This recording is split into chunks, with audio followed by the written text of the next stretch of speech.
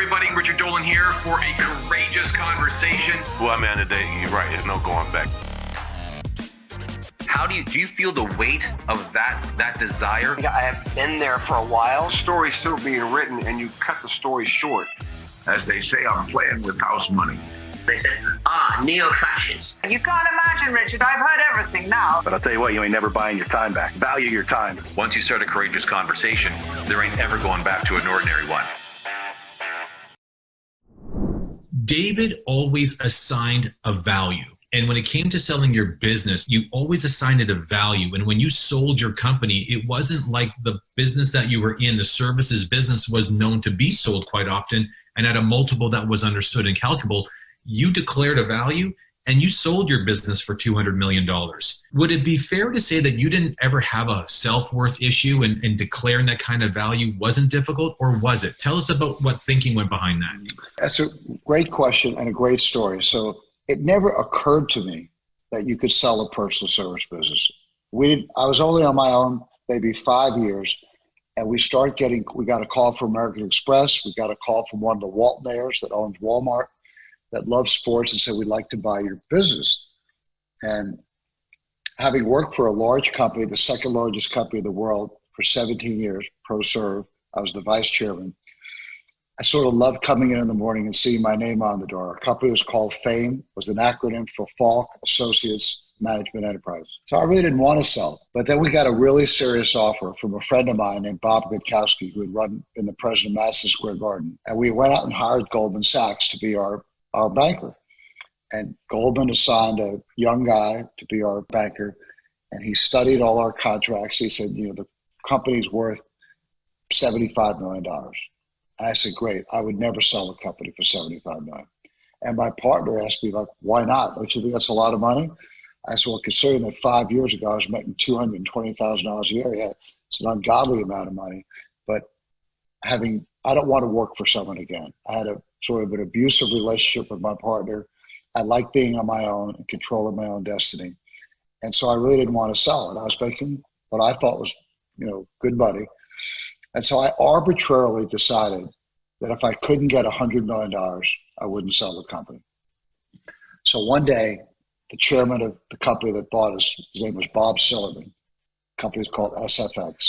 He called me up to New York and said, look, I'm dying to buy your business, and we don't seem to be making progress. What do you think the business is worth?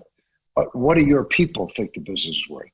And I said, well, Goldman tells me the business is worth somewhere between 75 and 80. He said, well, my people are Bear Stearns, and they're telling me business is worth 75. Why can't we make a deal? And I said, because I really don't want to sell it at all. And I just arbitrarily decided that for the aggravation level of working for someone again, I have to get $100 million, I'll just keep it. And if you don't think it's worth 100, you won't offend me in the least, because Goldman doesn't think it's worth 100 either, but I'm not going to sell it. And if you come back to me next summer, sort of like a guy who's single for a long time, the longer you're single, the harder it is to get married. Next year, my number will probably be 200. And so we made a deal in 10 minutes. So, okay, he basically tried to give us 100, but he gave us so much stock that the stock ran through the roof, ended up paying us 200. And literally 2 years into I'll tell you the epilogue to the story is better than the first part. 2 years into the deal, I was in what's called the office of the chairman. So it was the chairman of the company, the president, myself, and one other guy. Silverman sells his company, which is called SFX, to the largest radio station company in America, Clear Channel, for $4.5 billion. And I go up to New York. We have a board meeting. We approve the merger. And I walk out of the room. I'm 50 years old. Made a lot of money. I don't have a job. They've just sold the company out from under me. And I'm trying to figure out what the hell are you going to do now? And I get a call on my cell phone from the chairman of Clear Channel, who's a legend in the broadcast business named Larry Mays.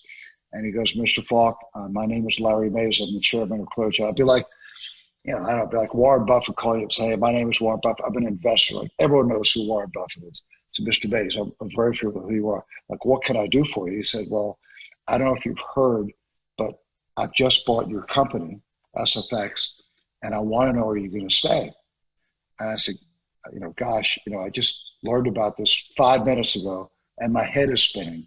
I'm trying to digest what this means to me. I'll let you know in about 6 months. And he goes, no, David, you don't understand. I didn't want to buy the business, but your chairman, Bob Silliman, literally hypnotized my two sons into buying this business. I think it's a complete boondoggle, but I'm going to stand by my sons. And the only thing that interests me in the entire company you have, I'm a big sports fan. I'm familiar with your career. If you don't stay, I'm not going to buy the business. I said, Mr. Bays, with all due respect, I'm not a megalomaniac. Sports is 8% of SFX. There'd be less than 1% of Clear Channel. It can't possibly matter to you whether I stay or not. He said, no, it's just, I'm telling you, it's a deal breaker for me. And so it's okay. Talk about pressure. You stay here holding up a $4.5 billion merger. As I said, if it's that important, I'm flattered. I'll give it a year. And at the end of the year, I left. I just couldn't stand. So what happened was our business, when we sold it, we were like Neiman Marcus. We were Ferrari. We were small with very, very high-end clients. We weren't looking for volume. We weren't trying to be Walmart. We were trying to be Neiman. Larry's son comes in to see me right after he buys the business, and he says to me, David, we're one of the top New York Stock Exchange companies in America. We're going to call on your division to produce 15% year-over-year growth. I said, look, with all due respect, you must not know anything about sports. That's impossible. I can't do that. And he said, why not? I said, because the collective bargaining in basketball only allows the player salaries to go up by 10.5%. So there's no way I can give you that kind of growth. And he said, look, I thought you were a smart guy. That's very simple. Just sign more clients. And I said, look, you don't understand.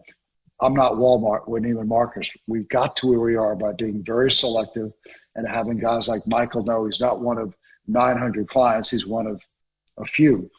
And our philosophies just didn't jive. And so I wasn't angry, but it just didn't work. And it didn't allow me to be who I feel I am. I think I'm creative. I think I'm an entrepreneur. And I don't want to be stuck in a very tight wall where I can't do what made the business worth buying in the first place. They try to take that away, and so I resigned.